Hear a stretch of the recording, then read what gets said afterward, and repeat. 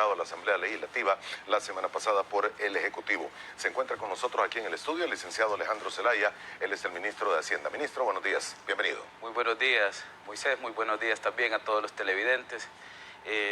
Y bien, como tú bien lo mencionabas, pues el día viernes presentamos ante la Asamblea Legislativa la propuesta de reforma de pensiones que realizó el gobierno del presidente Bukele, y a partir de ahora pues inicia la discusión, ¿no?, en los siguientes días, y de acuerdo a cómo lo defina la Asamblea Legislativa, empieza la discusión de ese anteproyecto, así que con mucho gusto también brindaremos detalles sobre la propuesta. Bien, gracias por acompañarnos esta mañana. Naturalmente vamos a hablar al final de esta plática de 60 minutos un poco de las finanzas públicas, proyección de crecimiento económico y perspectivas para el 2023. Desde ya en una segunda parte, aproximadamente a las 7:30 de la mañana, y este es el tema, porque definitivamente la reforma a la ley de pensiones es el tema. El licenciado Patricio Pineda, fundador de la Mesa de Trabajo por una Pensión Digna, para que nos dé sus valoraciones de este anteproyecto de ley presentado por el Ejecutivo. Le invitamos a que nos sintonice los próximos 90 minutos y que nos escriba a través de la red social de Twitter. Ministro, el tema es válido para abordarlo durante una hora, pero antes, no sé si voy a ser infidente, pero platicábamos antes de ir al aire que se está en un proceso de recompra también de la deuda del país. Sí, de hecho, entre hoy o mañana estaremos dando noticias, ¿no?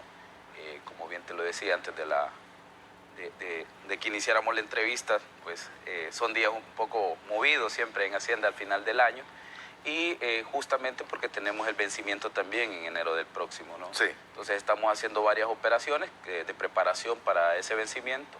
Ya las fuentes están aseguradas, como te lo he dicho, pero antes de que el año termine, nosotros también tenemos pendiente de lanzar una segunda compra anticipada, ¿no?, o una segunda oferta de compra anticipada a aquellos tenedores de los bonos 2023 y 2025.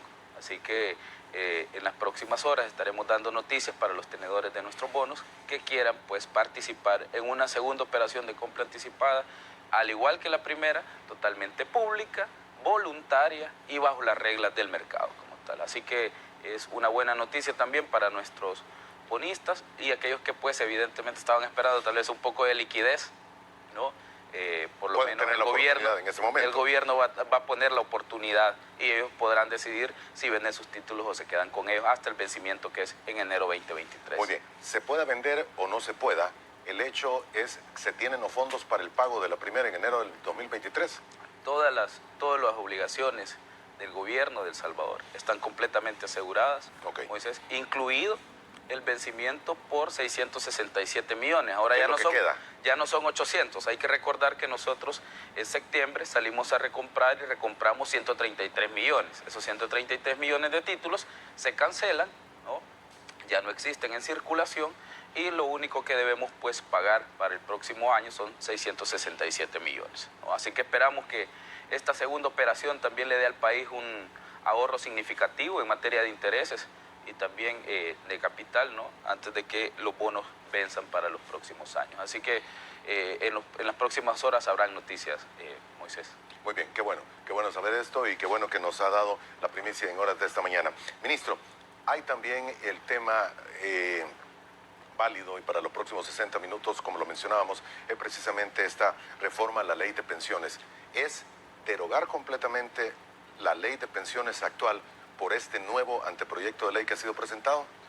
Hay que recordar, Moisés, un poco, para hacer un poco de contexto, que en nuestro país tenemos varios sistemas de pensiones.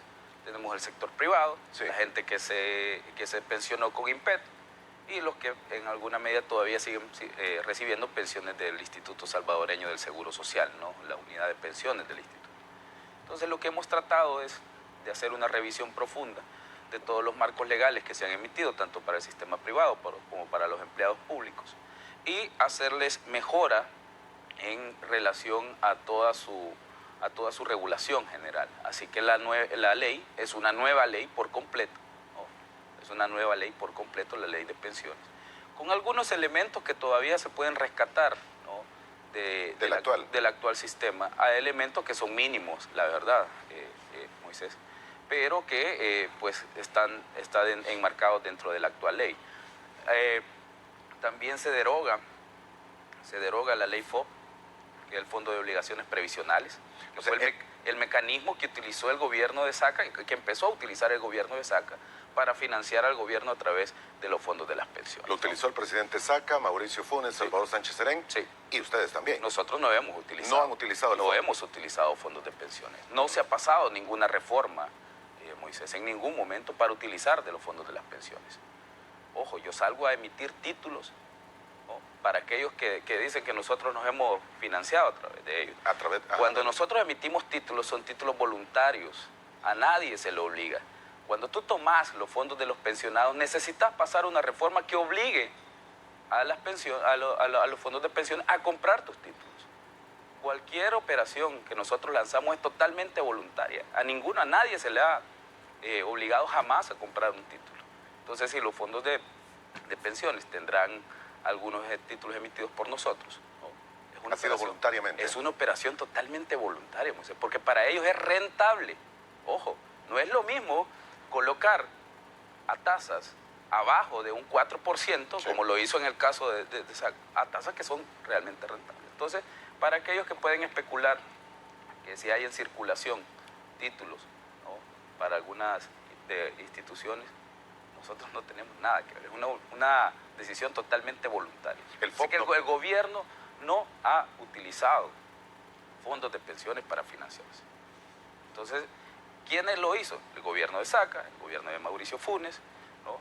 Y ellos fueron los que dejaron básicamente un sistema quebrado.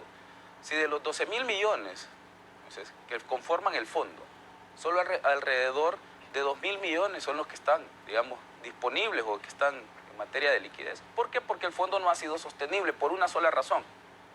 No les ha preocupado el sistema, les ha preocupado el fondo de inversión, pero nunca se han preocupado de que nuevos actores entren a cotizar al sistema, de que no exista elevación de las cuotas patronales, de que el sistema tenga una cuota previsional de cotización adecuada. En este caso, en la nueva reforma, estamos incluyendo un incremento porcentual de 1 punto a la cotización que será asumido única y exclusivamente por el empleador, es decir, los empresarios. Los trabajadores no van a pagar más. Hay un incremento generalizado para todas las pensiones, la mayoría de ellas incrementan alrededor de un 30%. 30%. De hecho, iremos conociendo más detalles en la medida que se vaya discutiendo más la propuesta, Moisés, pero actualmente aquellas personas que reciben alrededor de $500, con la nueva reforma pues estarían recibiendo alrededor de 650, es decir, $150 adicionales. Creemos que es un incremento sustancial. Las pensiones mínimas, que eran de 304, al hacer el incremento de alrededor de un 30% también para esas pensiones, rondarían los $400. Es decir, que desde la llegada del presidente Bukele al gobierno, estaríamos incrementando casi en un 100% la pensión mínima. Hay que recordar que nosotros la encontramos en $207. 197 por algunas actualizaciones, luego ya para 2020 era 207, ¿no? Pero por actualizaciones del salario mínimo como tal, ¿no? Pensión mínima va a ser de $400. Alrededor de $400 para todos aquellos pensionados. Okay. ¿Va a ganar más un pensionado que alguien que está con el salario mínimo en este país, señor? ¿No crees que es un factor de justicia? Claro. Entonces nosotros, justamente por ese factor de justicia, hemos incluido un pilar que le genere a las personas pensionadas un monto que tenga una vida digna, para que le permita tener una vida digna. ¿Por qué, Moisés? ¿Por qué se incluyó hasta ese monto? Y nosotros sabíamos que nos iban a preguntar que esa, entre salario mínimo y el valor de la pensión. Debe de haber algún pensamiento también para elevar el salario mínimo en su momento. No en este momento, no en este momento. Lo hemos hecho básicamente por una decisión de pensiones, pero evidentemente en un par de años habrá que reformarlo. No esperamos que de aquí a 15 años mantengamos el mismo salario mínimo, ¿no? Okay. Lo mismo con las pensiones. La reforma que nosotros estamos haciendo es una reforma estructural. Es decir, tú no puedes ir a tocarla o no puedes ir a reformarla a cada rato, la ley. ¿Por qué? Porque es un pilar pues, que para los salvadoreños necesitan tener algún grado de seguridad sobre su pensión. Entonces, en varios años no vamos a reformar la ley. Eso indica que debemos prever el incremento del costo de la vida para los próximos años de nuestros pensionados. Entonces, por eso se ha fijado lo que creemos en un límite adecuado para tener una vida digna, que son $400, ¿no? Eh, ¿Cuál es la salida? Digamos que cuando tú por lo menos tienes salario mínimo, puedes buscar otro trabajo. Pero si tienes una pensión menor a 400, no vas a poder buscar otra pensión, porque tu vida laboral ya terminó, ¿no? Las pensiones son fijas, mientras que por lo menos la gente que trabaja en el sector privado o público, ¿no?, que gana el salario, tiene la oportunidad de buscar un mejor empleo o algo por el estilo. Mientras que nuestros pensionados se deben conformar con lo que reciben mes a mes de pensión. Entonces, por ello es que tienen menor margen de maniobra y estamos incluyendo estos factores de justicia social para que puedan tener una vida digna, Moisés. Nosotros, sí, perdón. Perdón, en esto que menciona usted, hay menos margen de maniobra. Sí. Persona pensionada no va a poder seguir trabajando. Claro que va a poder seguir trabajando, pero va a tener que cotizar al sistema.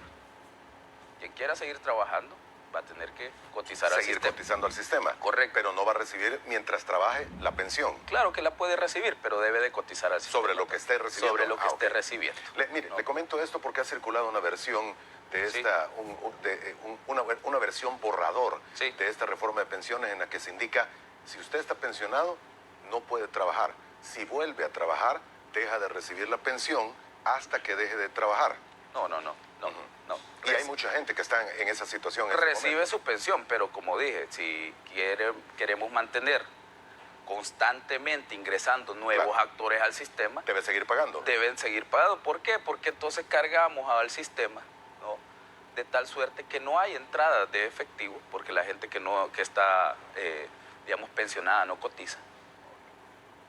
No hay entradas de efectivo, pero sí hay siempre salidas, porque hay que seguirle pagando su pensión. Entonces, eso es lo que se trata de evitar, Moisés. El sistema actual, yo lo he repetido aquí en varias ocasiones, creó lo que nosotros llamamos pensionados parias, es decir, pensionados que solo se alimentan del sistema.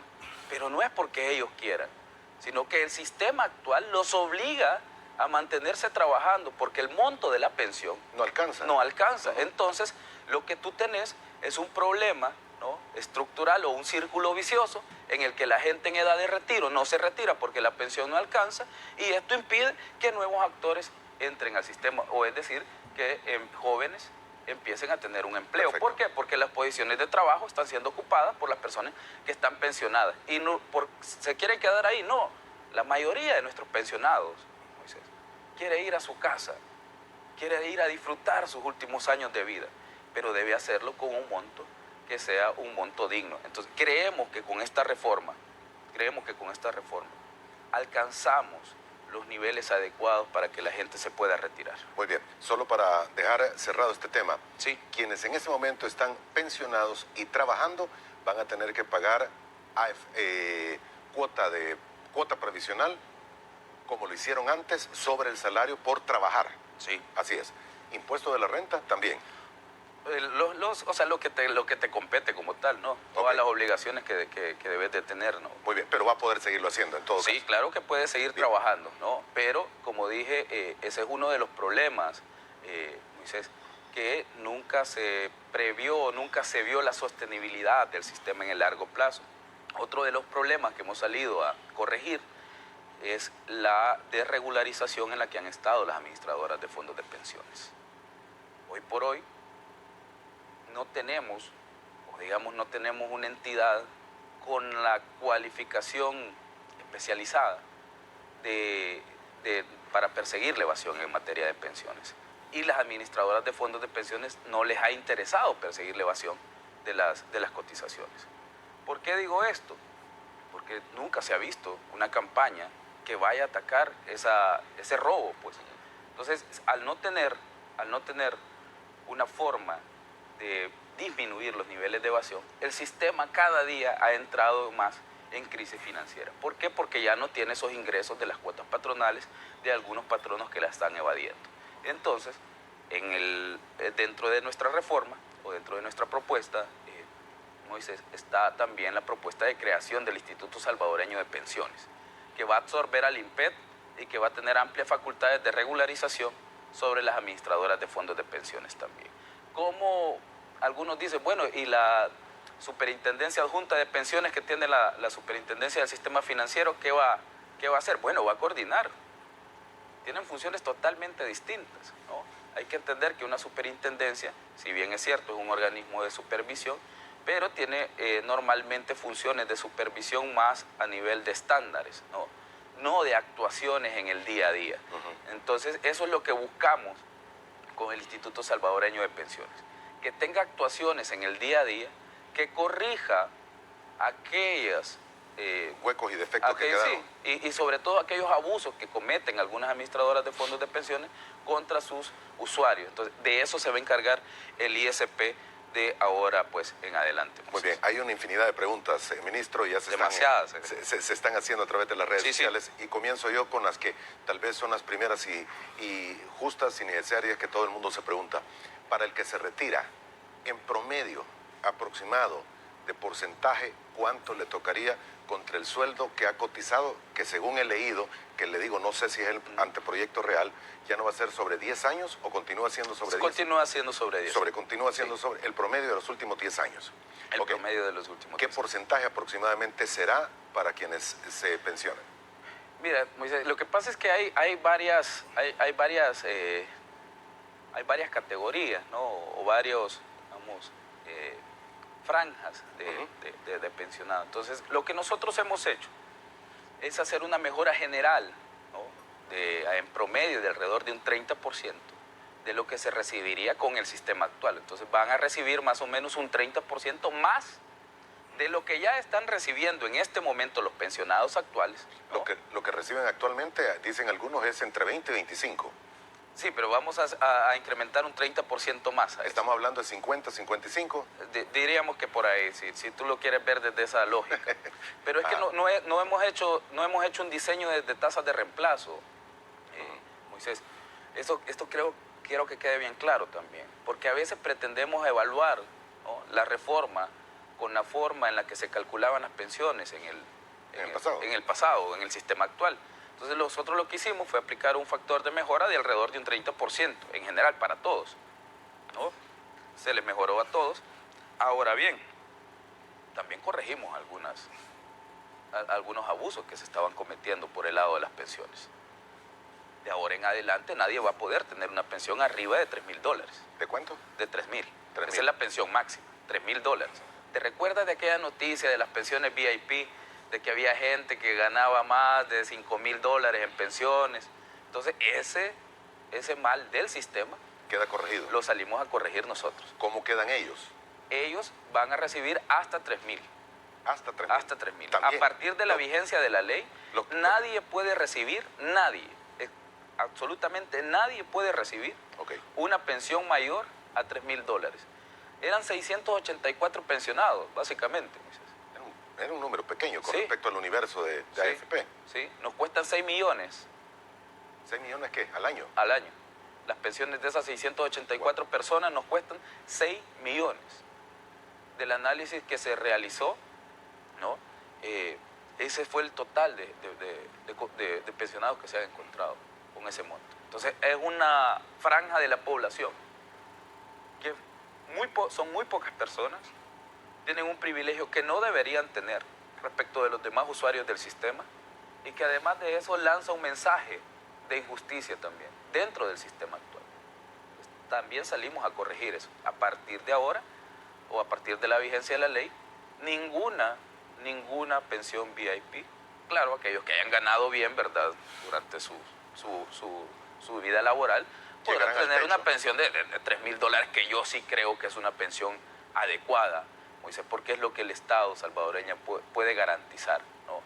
La cuenta de garantía, el Fondo de Garantía Solidaria o la cuenta de garantía solidaria se mantiene, la cuenta individual se mantiene para aquellos que decían, les van a robar su cuenta individual y la van a meter en un fondo de reparto. Eso no es cierto. O sea, la cuenta de ahorro individual se mantiene, va a financiar la pensión. Se ha calculado que para que financie alrededor de 240 cuotas, ¿no?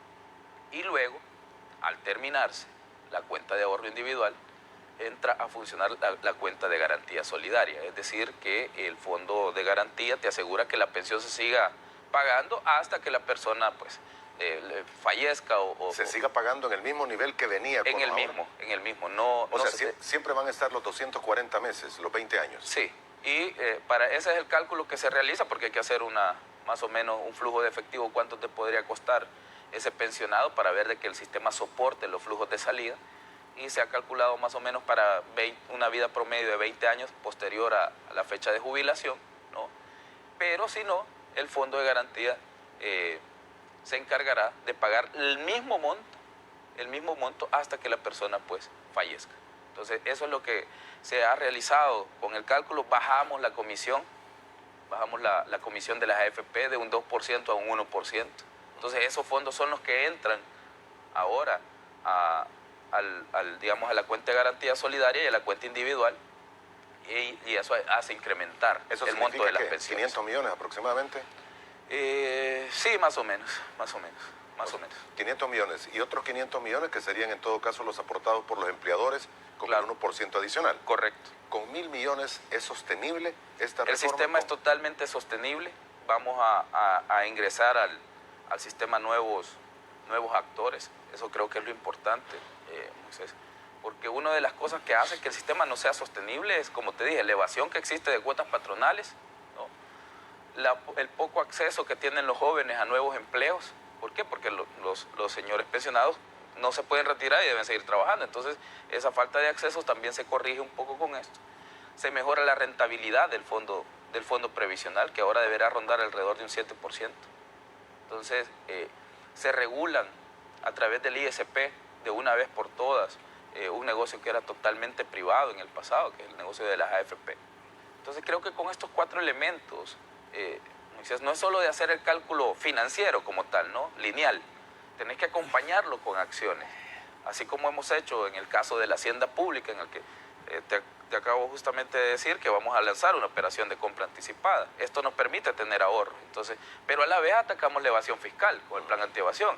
Y luego también vamos a hacer modernización del Estado. Si tú has visto, hemos sido Digesti, que estaba en economía, la pasamos al BCR, porque el BCR ya hace estadística de las cuentas nacionales.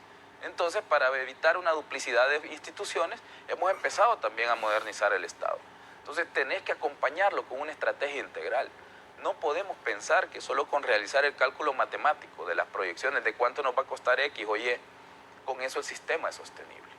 El sistema es sostenible únicamente si se acompaña en el día a día, que el fondo de inversión tenga la rentabilidad requerida, que se eviten los abusos con los usuarios para que estos tengan confianza en el sistema, que se mejore la pensión para que se puedan retirar e ingresar nuevos actores al sistema también.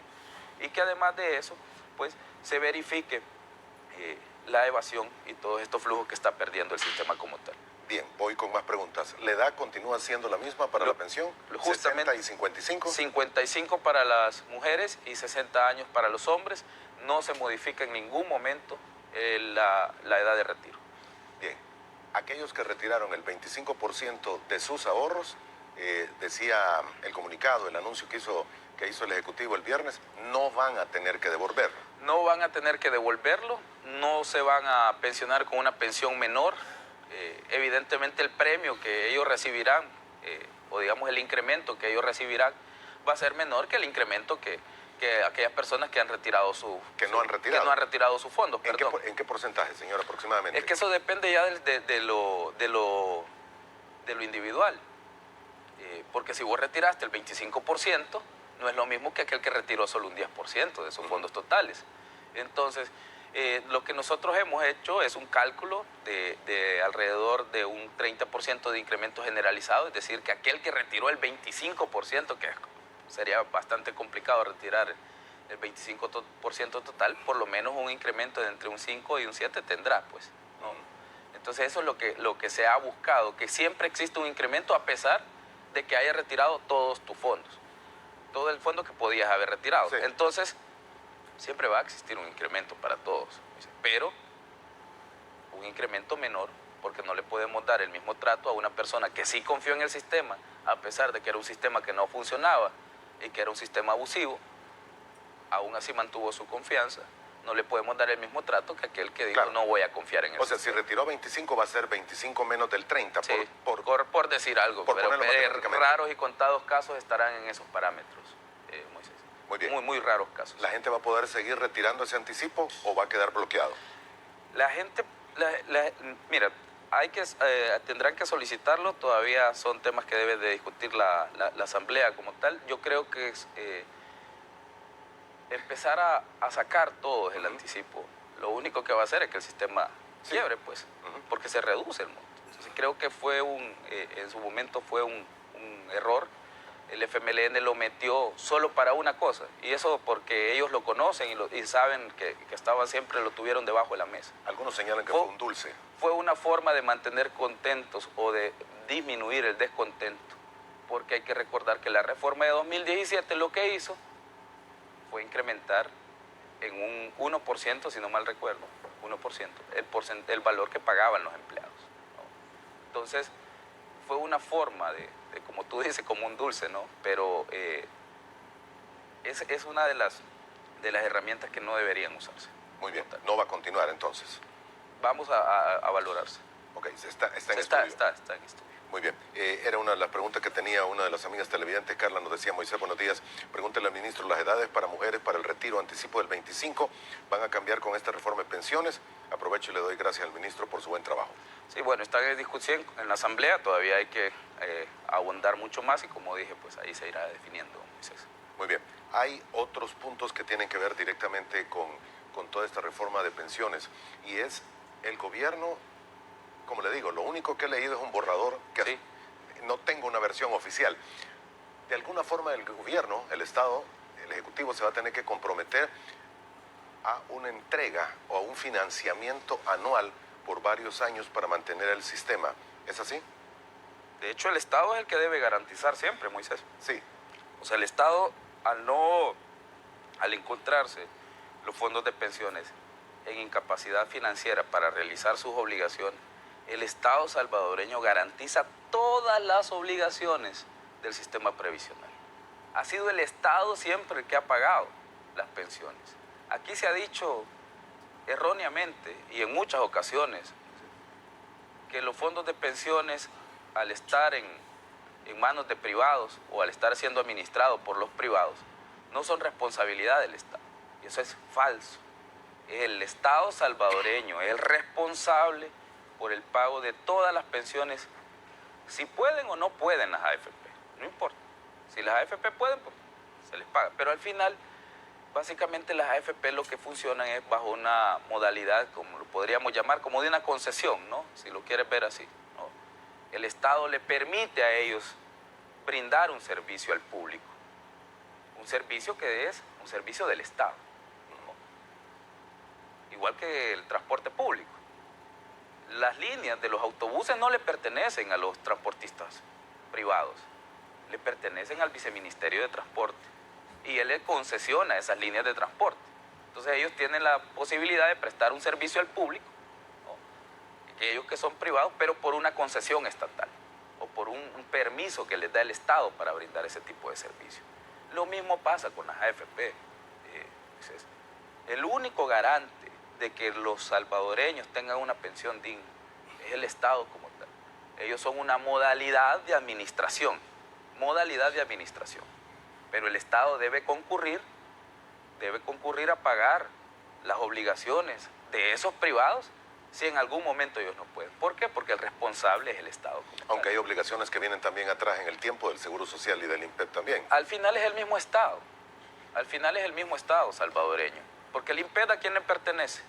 Sí, al Estado. Al Estado. El Seguro Social También. a quien le pertenece al Estado también. Entonces, al final, Moisés, siempre es el Ministerio de Hacienda, que es el Fondo General de la Nación, el que debe de concurrir a pagar estas obligaciones si en un momento los privados no pudieran. Así que para aquellos que se preocupan que el Estado tenga que erogar fondos, es que es su responsabilidad. Y así ha sido durante estos años. Año a año nosotros aportamos 500 millones para que las administradoras de fondos de pensiones sí, puedan pagar las obligaciones previsionales. Entonces lo que estamos haciendo ahora es una reestructuración completa del sistema para que sea autofinanciable. para que sea autofinanciable y que ya el Estado no tenga que estar erogando año con año, ¿no?, 500 millones para financiarlos. Eso para mantenerlo. Y otros 500 millones que pueden salir del otro 1%. Cualquiera quiera Correcto. tomar de la administración de las AFP y del aumento a los empleadores. Es justamente eso, lo que hemos tratado, Moisés, es que sea un sistema autosostenible, porque como dije, hay que diferenciar dos cosas. El sistema, ¿no?, y el fondo de inversión. A las AFP solo les ha interesado siempre el fondo de inversión, porque es ahí donde se colocan los títulos valores en los bancos, donde se compran las acciones de las empresas, donde compran acciones de Blind Trust en Panamá o en otros territorios, ¿no? Pero el sistema como tal nunca les ha interesado. El sistema está conformado por las cotizaciones de los que hacemos los trabajadores, los que hacen los empleadores, por las actuaciones de las AFP en el día a día, por el estado de cuenta que te envía. Todo eso forma parte del sistema. Pero hoy por hoy, como a los privados solo les ha beneficiado las inversiones que hacen desde el fondo, su única preocupación ha sido el fondo como tal. Ahora lo que queremos hacer es que el sistema completo funcione, que la evasión de cuotas patronales se reduzca, que las pensiones sean adecuadas de tal suerte que se puedan retirar, porque por eso no lo hacían, por eso no incrementaban, Moisés, las pensiones, porque decían, entonces vamos a gastar más dinero del fondo, ¿no?, y ya no vamos a tener más plata para seguir invirtiendo en algunos títulos valores de que queremos comprar o que queremos. Entonces su principal preocupación era el fondo como tal y no la sostenibilidad del sistema. Ahora estamos tratando de corregir eso y por eso hay nuevos actores que van a estar dentro. Nuevos actores. Sí, el ISP, el ISP, el Instituto Salvadoreño de Pensiones, que va a garantizar que cada una de estas administradoras de fondos cumple con sus compromisos. ¿El INPEP desaparece? El INPEP desaparece y se va a absorber por parte del ISP, porque no tiene... ¿Y el área previsional del Seguro Social se también mantiene, desaparecería? No, se mantiene se trasladarían los fondos al Seguro Social como tal. Muy bien. Sí. Ministro, para retirarse en este momento, lo que se necesita es cumplir la edad, haber aportado un Sí. rango de tiempo y tener 25 años, parece que Sí, era 25 25 años de cotizaciones. ¿Es Sí, así? sí. ¿Qué sucede con quienes no tienen 25, sino que tienen 30, 35 o 40?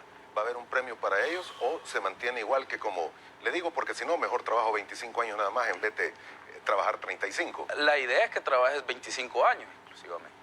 O sea, de hecho, nadie debería de estar trabajando más allá de después de la edad de retiro. ¿Por qué? Porque así se diseñó el sistema. Si no, ¿para qué ponemos edad de retiro? Pues, si se supone que nadie va a retirarse después de los 60. No tiene ninguna lógica. Entonces, el sistema está diseñado para que tú tengas un espacio en el que puedas disfrutar de esos últimos días. No, por eso. Sí, pero si sí. alguien comenzó a trabajar a los 20 años, Sí. para llegar a los 60 son 40 años. Sí, son 40 años. O sea, alguien que trabaja 40 años, prácticamente... Acumula mayor cantidad de ahorros en sus cuentas individuales. Y se ve reflejado. Y al eso final. se ve reflejado en una mejor pensión al final de su vida laboral. Ok. Entonces, pero como dije, el sistema está diseñado para que todos nos retiremos a los 60. Así está diseñado. Entonces, lo que hay actualmente con aquellas personas que siguen trabajando o que cotizan más tiempo, sobre todo aquellas que trabajan más allá de los 60 De los años, 60, ajá. estas personas, el problema que tienen es que no se pueden ir porque no les alcanza la pensión. Entonces, es una deficiencia del sistema. Entonces, pero sí, básicamente esa sería la razón, acumula una mayor cantidad de ahorro. Ok, solo retomo esto último que usted menciona. El sistema está diseñado para que arriba de 60 ya no trabajen, sino que disfruten de su pensión en la correcto. vejez. ¿Hay alguna letra pequeña dentro de la reforma en la que diga arriba de los 60 ya no trabaje? No, a nadie se le puede prohibir sus derechos laborales, están consagrados en la Constitución. Moisés, el derecho al trabajo es un derecho constitucional. Lo que sí es que pagarían en todo caso, Lo que como sí es cualquier que otro. lo que sí pasaría es que deben de cotizar como lo hacen los demás. Muy bien. Pablo Orellana nos dice, Moisés, buenos días. Pregunto, si una persona gana $1,000 y se retira con ese salario, más o menos ¿cuánto sería la pensión que me quedaría? Es que todo el mundo está haciendo ya cuentas. Si le tomo sus palabras, Sí. serían aproximadamente, ¿qué? ¿500?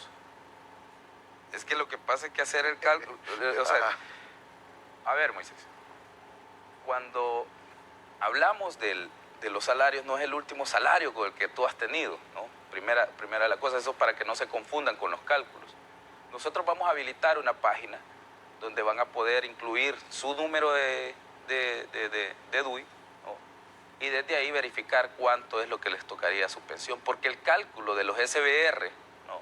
Como del salario básico regulado, ¿no? Al que se le aplicaría, es el promedio de los últimos 10 años, no es el último salario con el que tú te has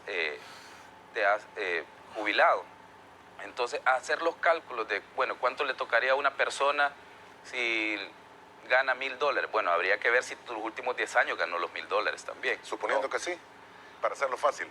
Es que habría que entrar a valorar, ¿no? Habría que entrar a valorar si retiró o no retiró, primero que nada, ¿no? Si después, si su empleador le cotizó realmente todas las cotizaciones que tenía. Pero más o menos entendería que serían por cerca de los 800 lo que le estaría cerca de los 800. 750, 800. Wow. Pero lo que pasa es que, como te digo, no es un cálculo directo, no es regla de 3 la que se pueden hacer con los cálculos de pensiones. Hay un historial, hay un background de todo el usuario del sistema, y en eso yo pues sí siempre prefiero, en vez de dar un dato al aire, esperar a que esté aprobado la revisión y todo. Que revisen con los cálculos. No más allá de que, sino que lo hagan con el sistema. Porque decir, bueno, le va a quedar tanto, y luego cuando van a revisar, mire, es menor, pero después revisan que las cotizaciones que no se les pagaron, después revisan que tal vez el salario luego le bajó en los últimos años, o en los años atrás no era tan alto, ¿no? Entonces son condiciones ya muy particulares, Moisés, en vez de, no hay un caso de uso general para todos. Muy bien, queda claro. Vamos a la primera pausa, volvemos en aproximadamente 2 minutos. Le invitamos a que siga con nosotros.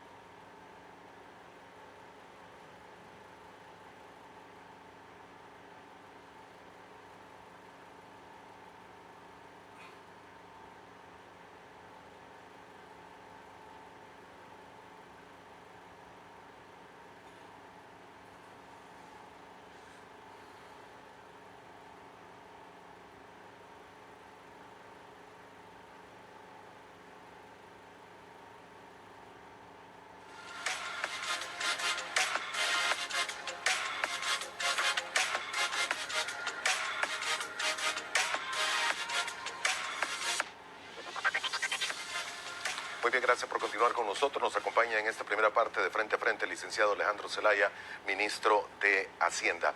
Hay varios puntos y solo quisiera subrayar alguno. No va a volver a poder utilizar ni el gobierno actual ni los próximos el FOB. El FOB como tal, solo para que me quede claro, va a ser eliminado, va a ser derogado, va a ser prohibido. En este momento hemos presentado un decreto en que se deroga la ley FOB, el Fondo de Obligaciones Previsionales que autorizó el presidente Saca en su momento con la bancada de Arena en ese momento, y del cual se financiaban a los gobiernos también. Hemos cerrado la puerta, Moisés, en la nueva ley para que ninguna institución pública, ni el gobierno evidentemente, pueda financiarse usando los fondos de las pensiones. Los fondos de pensiones deben de ser utilizados única y exclusivamente para la sostenibilidad del sistema como tal, es decir, para ser invertidos en el sistema, para el pago de las pensiones, para mejorar la rentabilidad o para otro tipo de estrategias, pero no pueden ser usados en ningún momento por el gobierno.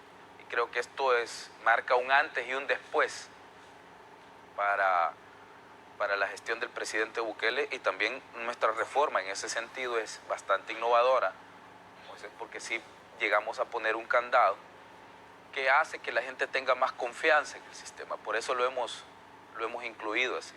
¿Por qué? Porque al financiarse el gobierno a través de los fondos de pensiones, la gente lo que empieza a decir es, bueno, ¿y cuánto va a pagar el Estado salvadoreño de rentabilidad por el dinero que están usando, el dinero nuestro? Entonces eso ya te da un factor de desconfianza en la gente. Y eso hace que a algunos no les guste cotizar, porque dicen, bueno, si al final ¿de qué me sirve? Si son cotizaciones para que los utilice el gobierno después. Entonces mejor no cotizo. Correcto. Entonces tienes esa idea y vas causando un prejuicio y vas generando desconfianza en el sistema. Lo que hace posteriormente de que luego el mismo sistema no se pueda financiar, porque ya nadie quiere cotizar a él. Entonces una de las formas de generar confianza es asegurarle a todos nuestros usuarios que ningún gobierno va a echar mano de los fondos de pensiones como lo hicieron en el pasado, como se hizo en el pasado. Así que es una de las reformas, creo que más innovadoras que hemos incluido. ¿Por qué? Porque no nos interesa tomar los fondos de pensiones ni los ahorros de los trabajadores. ¿Las AFP se mantienen? ¿No son disueltas ni liquidadas? Se mantienen las AFP. Hasta este momento reducimos el negocio que tenían. Había una comisión de un 1% que se iba directamente para la contratación del seguro. Seguros que contrataban casualmente con las compañías relacionadas, ¿no? Entonces era un doble negocio, porque al final ellos ofrecían el seguro con una institución financiera amiga o hermana, ¿no? Y además, o una subsidiaria, como se les conoce. ¿Pagaban a ellos mismos? Y además, ¿no?, también tenían la comisión por la administración. Entonces se pagaba el seguro, al final la siniestralidad que se tenía, creo que no pasaba del 0,4 o del 0,6, si no mal recuerdo, en las últimas corridas financieras que vimos. Esa era la siniestralidad que tenía el seguro. O sea, el gasto real al final era del 0,4, entonces había 0,6 todavía de comisión dentro, sin hacer nada. Entonces se anuló por completo y la siniestralidad será asumida a partir de la cuenta de garantía solidaria, ¿no?, que es pues básicamente reducir el cargo que tenían. Ahora se ingresa más dinero a esa cuenta de garantía solidaria. Las AFP reciben 1,9 de comisión, ¿verdad? Sí. O sea, sería reducido a 0,9. A 1. A 1. A 1. ¿Les da margen de sobrevivencia? Pues ese será su problema, no el mío. Yo no soy accionista de ninguna AFP. Hemos revisado el modelo, de acuerdo al modelo de administración que ellos han presentado durante todo este tiempo, porque el 1% era para el seguro, ¿no? Entonces, un 1%... ¿Lo van a tomar ustedes? Ahora lo vamos a retomar nosotros, y también la responsabilidad de la siniestralidad. Y el 1% era para administrar los fondos. El valor por la administración se les ha dejado igual. Entonces, de acuerdo a su modelo de negocios, pues ellos son rentables. Como dije, no es mi preocupación la rentabilidad de ellos, de su negocio privado. Ahora bien, ¿qué es lo que voy a hacer? Obligarlos a que cumplan con cada uno de los parámetros de la ley durante estén funcionando. ¿Cómo? A través del ISP, que es lo que antes nunca se tuvo. Entonces, no estamos en contra de la iniciativa privada, yo siempre lo he dicho y lo reitero acá, somos respetuosos del derecho a la libre empresa, derecho consagrado en nuestra Constitución, pero una libre empresa regulada y vigilada por el Estado. Y sobre todo, cuando su negocio, Moisés, su negocio depende de la administración de fondos públicos, porque son fondos públicos las pensiones, son fondos públicos, son los fondos que le pertenecen a todos los salvadoreños. Entonces, esas instituciones que trabajan con los fondos de los salvadoreños deben de tener un mayor grado de regularización y de vigilancia, porque pueden causar una desconfianza sistémica en el Estado, porque al final los salvadoreños, ahora que el presidente Bukele está en el gobierno, se pueden sentir respaldados por el Estado, pero un Estado que no garantiza los derechos de sus ciudadanos es un Estado que no funciona, Moisés. Y eso es lo que estamos tratando de hacer, que el Estado funcione en materia de pensiones, en materia de seguridad, en materia de pago de impuestos, en materia de salud, en materia de educación. Y para eso, por un lado, hay que mejorar las condiciones, en este caso de los pensionados, pero por otro lado hay que poner un brazo de autoridad y respeto para que los privados no abusen de los usuarios, que es lo que ha pasado hasta el momento. Por eso los usuarios desconfían del sistema y no quieren ingresar al sistema. Entonces, las AFP, en su momento, no vieron que cometiendo algunos abusos, o quien diseñó el sistema, no lograron visualizar que al no dar una pensión adecuada para su retiro, lo único que estaban haciendo es condenando al propio sistema a ser insostenible. Y eso es lo que estamos tratando de corregir nosotros en este momento. Muy bien, algunas preguntas de los amigos televidentes. Snow Sandoval nos dice, buenos días, al decir que desaparece el INPEP y ser absorbido por el ISP, ¿qué pasará con las personas que ya están pensionadas bajo aquel sistema si tendrán los mismos beneficios? Sí, van a tener los mismos beneficios y va a haber una mejora también. Ok, ¿qué sucede con el ITSFA? El ITFA se mantiene porque es el Instituto Previsional de la Fuerza Armada, ¿no? Hay que recordar que ellos tienen un régimen de retiro totalmente distinto al nuestro. ¿Se retiran antes? Sí, claro, porque hay que recordar que un soldado, pues yo no digo que pierda su valor, ¿no? Yo creo que gana más valor, pero después de cierta edad. Pero hay que recordar que muchas de las cosas que ellos hacen requieren mucha actividad física, ¿no? Y el manejo de armas, todo eso requiere también un esfuerzo físico importante. Entonces no es lo mismo mi trabajo, ¿no? Que es, digamos, un trabajo de escritorio que pasar trotando todos los días a las 4 de la mañana, Moisés. Entonces hay que entender que las condiciones de cada profesión son distintas y por tanto, pues, en esos casos sí se justifican regímenes, pues, distintos. Bien. Moisés dice, J. Guerra, ¿qué pasa con aquellos que ya están pensionados y siguen trabajando? Le repito esta pregunta porque es insistente. Ahora van a tener la oportunidad de poderse retirar con una pensión que es mucho mayor a la que podrían recibir si se retiran con el sistema actual. Entonces ya no tiene ninguna razón seguir trabajando, ¿no? Pero ¿y si quisiera? Puede seguir trabajando, pero va a tener que cotizar. Okay. O sea, la oportunidad no se le está quitando a nadie, Moisés.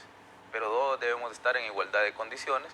¿Por qué? Porque si no, las vacantes para los jóvenes, que tanto decimos hay que generar empleo juvenil, hay que generar empleo para los jóvenes, pero si al final hay personas que no se quieren retirar a pesar de que tienen una pensión adecuada, ¿no? Que además de eso podrían optar a otros beneficios como renuncias voluntarias o ese tipo de cosas, ¿no? No tiene ningún sentido mejorar la ley, si no se van a retirar.